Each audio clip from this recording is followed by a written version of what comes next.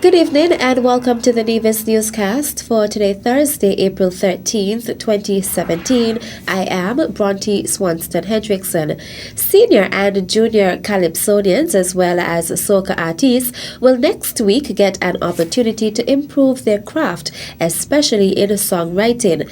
The Nevis Culturama Committee has secured the services of Justin Hero Castle of Montserrat, who will be on Nevis to provide some guidance. That Justin is the brother of the soca king of the world, the mighty Arrow, and he was responsible for penning most of Arrow's hit songs, including the popular hit song that Arrow would have sung and would have driven Arrow to fame worldwide, Hot, Hot, Hot. The workshop will take place from Tuesday 18th April down to Saturday 22nd April at the Hard Times Community Center in Gingerland. The workshop will be done in two segments. The morning sessions from 9 to 12, we would engage the junior calypsonians. And the afternoon sessions from 4:30 until 7:30, 8 o'clock in the evening, we will engage our senior calypsonians. Mr. Castle also will be bringing with him a musician, and the musician's role would be to assist the calypsonians, either junior or seniors, with their melodies. He'll be doing some vocal training. He'll be also doing some score writing. So if the calypsonians have their songs and want their scores written, that is, their musical scores written, that service will be offered by the assistant facilitator who will be here with Mr. Castle. All interested calypsonians are being encouraged to take this opportunity for training. The cost for the workshop will be absorbed by the Nevis Culturama Committee, as it is seen as an investment to improve the quality of compositions for this year's festival and beyond. If a calypsonian has a topic, does not have the lyrics, does not know how to pen a calypso, that inside of the workshop he would be assisting the calypsonians with writing their songs, putting a melody to it, and actually doing the musical arrangement for the songs. So the calypsonians can come with just a topic, and upon leaving the workshop, the calypsonians would leave with a complete song. Please be reminded that the workshop begins next week, Tuesday, 18th April at 9 a.m. for juniors and at 4:30 for seniors and the soca artists. The Nevis Culturama Committee is asking interested persons to make a special effort to attend. The Minister of Culture in the Nevis Island Administration, the Honourable Mark Brantley, says he is very impressed with the activities that will be taking place for Culturama 43. I am advised that some of the fetes that people from Nevis flock to St. Kitts to participate in, that we're in discussions and hopeful that fetes such as the all-inclusive fetes that we have in St. Kitts, I don't only know the names. I hear about Cooler Fete and I hear about Inception and things like those, that you're likely to see some version of that in Nevis for Culturama this year. I'm also seeing on the list that we are going to have a gospel concert, which has been there and been off and has gone back and forth, but we think that it's important that we continue and reintroduce that tradition this year. And we're seeing, frankly, a very packed calendar of activities, starting from now, basically, with our press conference and moving forward. Minister Brantley then took the opportunity to invite persons to take part in Culturama 43. Let me end by sending out very warm greetings to those who might be listening overseas and to encourage them to come home for Culturama 43. Culturama is our thing. It is a Nevisian thing. It is unique to us. And for all of our friends and families in the US and British Virgin Islands, in St. Martin and Anguilla, those in the United States and the United Kingdom and wherever else, I'm inviting them to come home and celebrate with us Culturama 43. Be here with us as we continue to celebrate under the theme, our festival, our legacy, Nevis Culturama 43. The Minister of Culture was speaking at the recently held press conference to launch Culturama 43, which was held at the Social Security Building at Penny's. The St. George's Senior Citizens Home and a number of persons in need will this week be receiving some level of relief with a donation of special beds from the Division Association of Washington, D.C. Alice Tyson, a member of the group, made the official donation of the container with beds on Wednesday morning.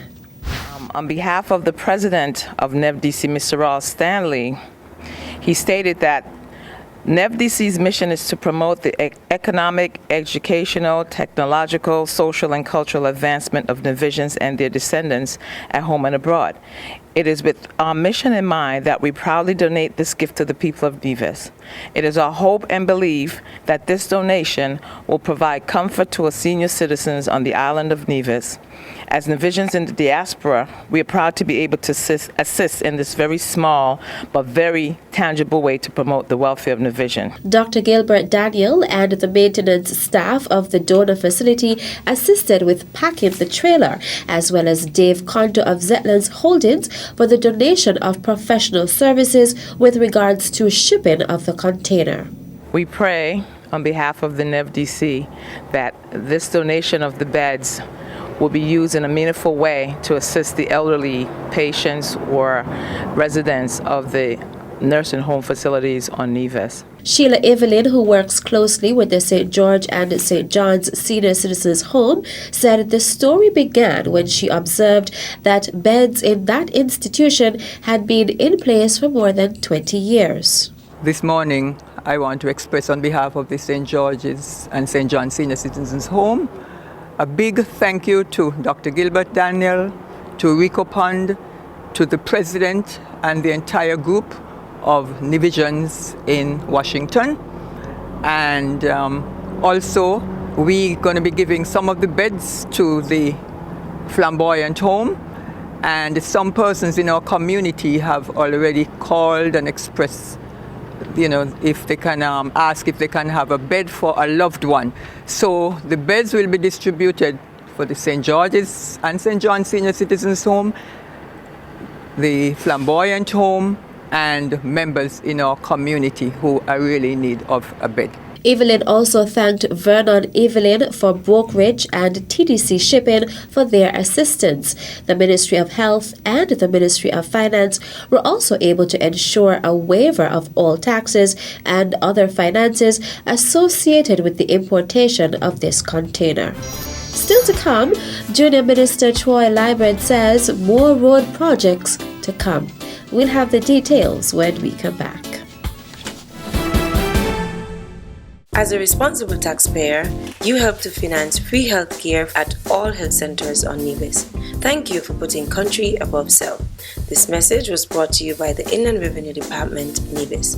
Be a responsible citizen.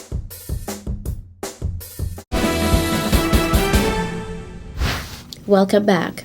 Junior Minister in the Ministry of Communications and Works, the Honorable Troy Liburd, says the road work currently ongoing by local contractors and the Public Works Department is of high quality. He stated that the current rehabilitation work has opened up new markets for young entrepreneurs on the island. Basically, what we have done is created a whole new avenue for some of our young entrepreneurs to expand and to bring in other people into the business, because as that avenue was not there before, it has now been opened, and we see a lot of youngsters, persons who would have been involved in driving trucks, operating backhoes and so on, rushing to get into the business to take advantage of the new market that has been opened up, and that is something that we can all feel good about. Minister Liburd stated that there are more road projects in the works. We are intending to start another massive project, which is Brownhill, this year. And it is because of the way that we are deploying the works that allows us to do that. So while it is not the case that we are going out here to say that we will ensure that we have continuous work so that everybody who has a truck can get work. While that is not the case, it turns out, by sheer coincidence, that because of the way that we are doing the work, we are in a better position and we can actually keep work going. So there are quite a bit of roads on the island, and of course, I am responsible for doing roads. So as much as the cabinet would let me, I go out with the public works team and the team from the ministry, and we look for all of the roads that need doing. People call me and they say their roads need doing. So as much as the cabinet will allow me, I will try to go out and do as many of these roads as possible. Junior Minister in the Ministry of Communications and Works, the Honorable Troy Liburd. The problem of indiscriminate dumping by truckers and other persons that haul large volumes of waste to the Nevis Solid Waste Landfill has caused a nightmare for the Nevis Solid Waste Management Authority. The practice is having a catastrophic effect on the environment immediately west of the landfill, and residents are taking notice. General Manager for the Nevis Solid Waste Management Authority visited the lands surrounding the landfill with a media team on Wednesday to highlight the extent of the problem. Okay, this is a perfect example of what has been happening, where you see this is the barrel for a wash machine, and this is probably the casing, the outer casing for the same wash machine. And this load came in covered with all this plant residue, cuttings, branches and everything like that. But at the bottom of the load, see what is here. Now, if you come around to the back, you will also see that concrete columns were placed inside here. On the other side, there's a barbecue grill. So people are sending their loads mixed, because all they want to do is to save. They don't want to split the load and say, well, send the metal separate from the green waste. And so this is what is resulting. Over here, there's another situation over here, where on the top, this looks like the ideal load of green waste. This looks like the ideal load of green waste, right? But then, when you look underneath, this is sheetrock. When you burn this, you have a problem that's not burning. Opposition Senator in the Nevis Island Assembly, the Honorable Carlisle Powell, who lives in the area, was on the scene and was passionate about the very poor practice that is affecting the Solid Waste Management Authority. It is just getting out of control at the present moment. So this has to be cleaned up. All of this stuff, the metal and so on, they have to be separated and taken away from here. When you finish the separating and the sifting of the stuff, you will get some good material which can be used on the field site. This has grown significantly. It used to be just for green waste, but it is now used for everything. A lot of stuff is hidden under the green waste. A lot of what you call white waste, you see here, refrigerators, freezers, washing machines and so on.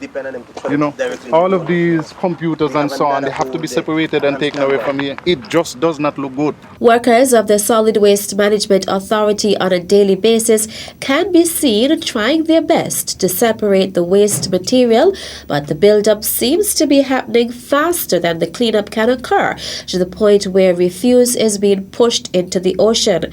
While it will take significant resources to clean up, the authorities are seeking the help of members of the general public to alleviate this problem and separate garbage.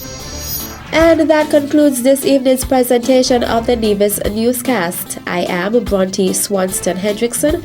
Thank you for viewing. Good night.